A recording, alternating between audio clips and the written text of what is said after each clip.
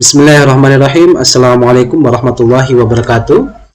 Saya Eri Irianto, mahasiswa Magister Pendidikan Dasar dari Universitas Terbuka Bandar Lampung.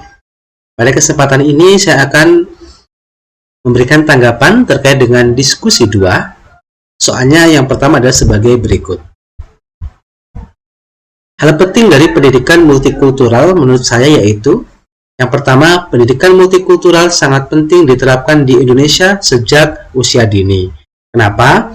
Karena di usia dini, peserta didik yang ada di sekolah itu sudah berbeda-beda suku, berbeda-beda agama, berbeda-beda adat. Sehingganya pendidikan ini sangat penting untuk diterapkan sejak dini, agar nanti ketika mereka sudah tumbuh menjadi orang dewasa, mereka sudah mencintai dan juga mereka sudah bisa saling menghargai antara suku satu dengan suku yang lainnya, sehingga tidak akan ada terjadi konflik karena perbedaan etnis.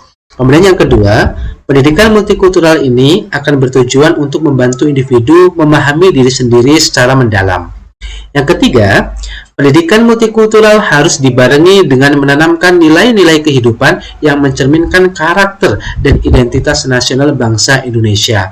Artinya, pada pendidikan multikultural ini harus diimbangi dengan identitas nasional bangsa Indonesia, yaitu apa? Yaitu persatuan dan kesatuan. Dan juga sesuai dengan semboyan kita adalah Bhinneka Tunggal Ika. Meskipun berbeda-beda tetapi tetap satu jua. Artinya, pendidikan ini harus dibarengi dengan identitas nasional sehingga siswa akan tumbuh rasa nasionalisme dan patriotisme terhadap negara kita. Dia tidak akan terlalu mencintai sukunya sendiri, tetapi mereka tetap mencintai Indonesia, bukan suku, bukan kebudayaannya, tetapi karena mencintai Indonesianya.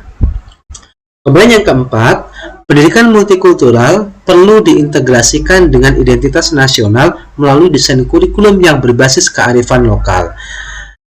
Artinya, ketika kita melakukan pendidikan multikultural, ya sangat perlu di manajemen yang baik terkait dengan desain kurikulumnya. Jadi pembuatan desain kurikulumnya harus didesain sebaik mungkin sehingga pembelajaran multikultural ini akan dibarengi dengan kearifan lokal. Kenapa? Takutnya nanti kalau kearifan lokalnya tidak terpakai, misalkan nih siswa yang sukunya Jawa, dia akan lebih mencintai dari kebudayaan yang lain. Misalkan kebudayaan dari Eropa atau kebudayaan dari Barat, sehingganya kearifan lokal mereka akan tergerus. Kemudian, yang kelima adalah pendidikan multikultural sebagai bidang kajian juga perlu terus-menerus dijadikan concern utama dalam pendidikan di Indonesia. Hal ini tentu harus kita pahami bahwa di Indonesia ini terdiri dari banyak suku, banyak agama, banyak perbedaan kebiasaan ataupun adat. Sehingganya multikultural ini harus menjadi concern utama di pendidikan di Indonesia agar kita tidak terpecah-pecah, sehingganya kita tetap bersatu sehingga bisa mengamalkan nilai Pancasila yang ketiga, yaitu persatuan Indonesia. Kemudian berikut soal yang kedua. Yang pertama dari soal yang kedua tadi adalah penguatan nilai-nilai toleransi dalam pembelajaran.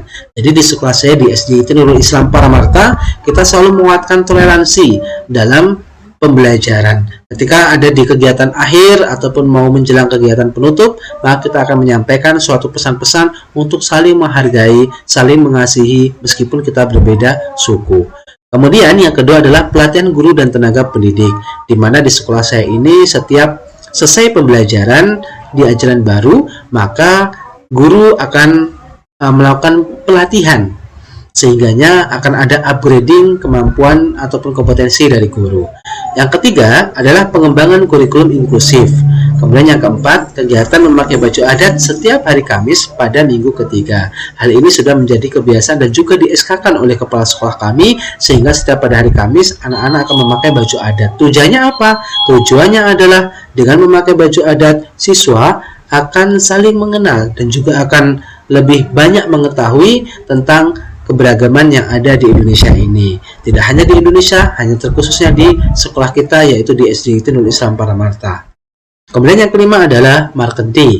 Market Day ini adalah sebuah program di mana siswa akan menjadi penjual, dan yang dijual itu kita utamakan adalah masakan-masakan tradisional ataupun jajanan-jajanan tradisional, sehingga jajanan-jajanan tersebut akan berkaitan erat dengan jajanan dari suku ataupun dari daerah mereka masing-masing.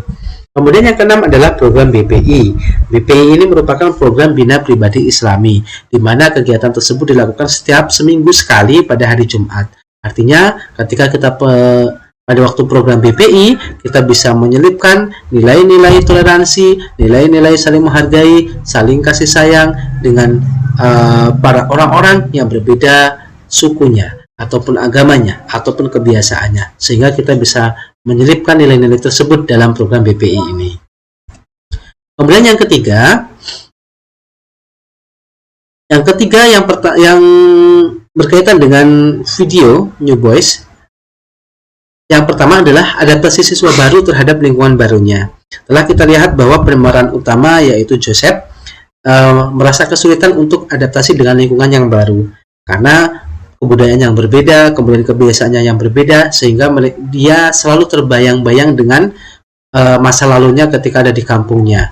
Kemudian yang kedua adalah terjadinya bullying dan juga ancaman, di mana beberapa siswa, ya terutama yang berperan sebagai antagonis mungkin ya di dalam film tersebut, yaitu Christian, itu selalu membuli, mengucapkan kata-kata yang tidak enak didengar kepada si Joseph, sehingga si Joseph pun juga menjadi geram.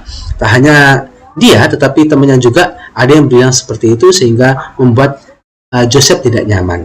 Kemudian yang ketiga yang dapat saya ambil pelajarannya adalah peran guru dalam menangani siswa yang bermasalah.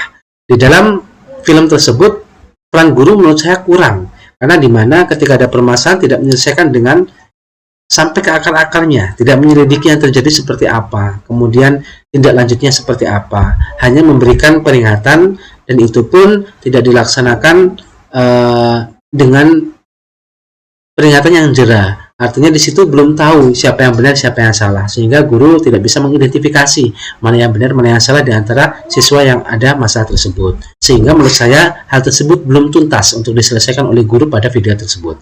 Kemudian yang keempat adalah pentingnya peran guru sebagai mediator.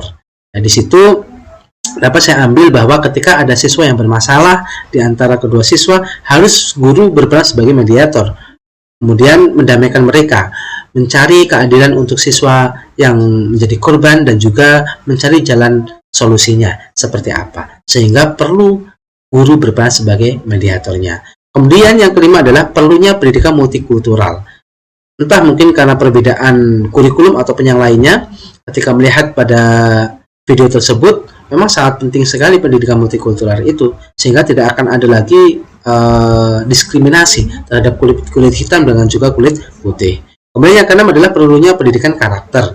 Jika saya melihat tadi, karena saya terbiasa di sekolah saya adalah sekolah Islam yang berbasis agama, kemudian berbasis dengan karakter, di situ melihatnya anak perempuan saja berkatanya tidak bagus seperti itu. Kemudian anak yang laki-laki juga berkatanya juga sama, juga tidak bagus. Bahkan ada tadi hal-hal yang sensitif yang itu dilakukan oleh orang dewasa ya. Tadi melihat sesuatu yang harusnya tidak dilihat oleh anak kecil. Ya, tetapi mereka di situ sudah sampai ke sana. Sehingganya mungkin karena perbedaan di wilayah barat dan juga wilayah timur di negara kita, tentunya itu menjadi sebuah catatan kalau menurut saya, sehingga pendidikan karakter itu sangat perlu diterapkan di budaya barat sana. Mungkin itu saja komentar dari saya mengenai diskusi 2 ini. Saya akhiri. Wassalamualaikum warahmatullahi wabarakatuh.